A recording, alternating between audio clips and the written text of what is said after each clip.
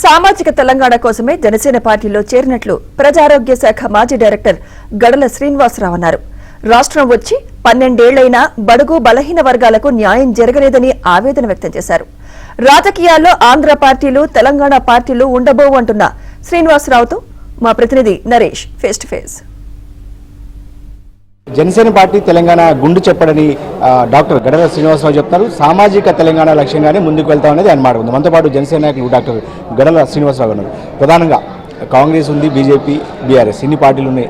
మీకు తెలంగాణతో చాలా అవినాభావ సంబంధం ఉంది. జనసేన ఎందుకు ఎంచుకున్నారు? జనసేన వాళ్ళ సిద్ధాంతాలకు ఆకర్షితమై, ఎస్పెషల్లీ నీతి నిజాయితీతో కూడిన రాజకీయాలు, ప్రజల భాగస్వామ్యంతో కూడిన రాజకీయాలు, ప్రజల కేంద్రీకృతంగా రాజకీయాలు, అలాగనే జవాబుదారీతనంతో కూడిన రాజకీయాలు, ఇవన్నీ కూడా జనసేన లక్ష్యాలు, సిద్ధాంతాలు. అండ్ ఎస్పెషల్లీ తెలంగాణకు సంబంధించిన వరకు మనం గత 60 సంవత్సరాలు కొట్లాడి పోరాడి ఎంతోమంది వ్యక్తులు బలిదానం చేసిన తర్వాత ఈరోజు తెలంగాణ సాధించుకున్నాం. గత 12 సంవత్సరాల నుంచి ఒక బంగారు తెలంగాణను, ఒక ప్రజా తెలంగాణను నిర్మించుకోవాలనుకున్నాం. బట్ వాటన్నిటికంటే ముఖ్యంగా ఈరోజు తెలంగాణకు కావాల్సింది సామాజిక తెలంగాణ.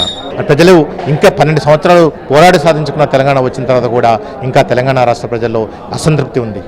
ఓకే, అనేక సమస్యలతో ఇబ్బందులు పడుతున్నారు. సో వాటన్నిటికీ పరిష్కార మార్గాలు మా జనసేన ద్వారా, వాళ్ళ ఆశయాల ద్వారా, వాళ్ళ సిద్ధాంతాల ద్వారా, అండ్ పవన్ కళ్యాణ్ గారికి ఏదైతే ప్రేమ ఉందో తెలంగాణ రాష్ట్రం మీద, ఎందుకంటే జనసేన పార్టీ ఇక్కడ పుట్టిన పార్టీ, తెలంగాణ పురిటిగడ్డ జనసేనకి. ఇక్కడ పుట్టిన బిడ్డని నా బిడ్డ కాదంటానికి ఎవరికి అవకాశం లేదు.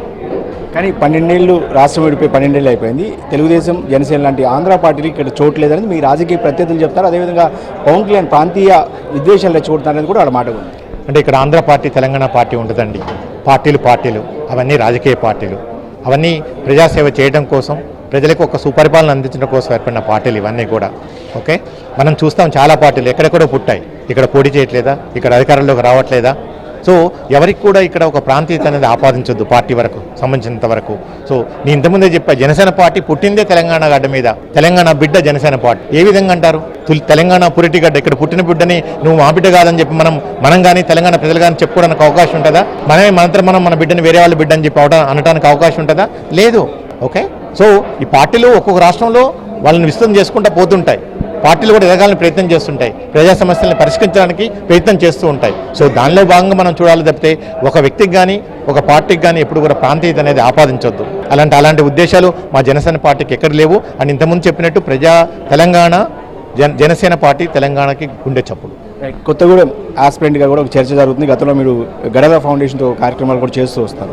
సో ఆ మేరకు ఏమైనా హామీ ఇచ్చారా? భవిష్యత్తు ఎలా ఉండబోతుంది మీకు జనసేన పార్టీ? సో ఈరోజు నేను నిజంగా ఎలాంటి హామీ తీసుకోనో ఇంకోటో నేను ఈరోజు పార్టీ చేయను. ఎందుకంటే ఆల్రెడీ నేను ప్రజాసేవలో ఉన్నా. 25 సంవత్సరాల నుంచి ఒక ప్రభుత్వ ఉద్యోగిగా, 6 సంవత్సరాలు డైరెక్టర్ ఆఫ్ హెల్త్గా కరోనా టైంలో కూడా నా సేవలు తెలంగాణ రాష్ట్ర ప్రజలు చూశారు.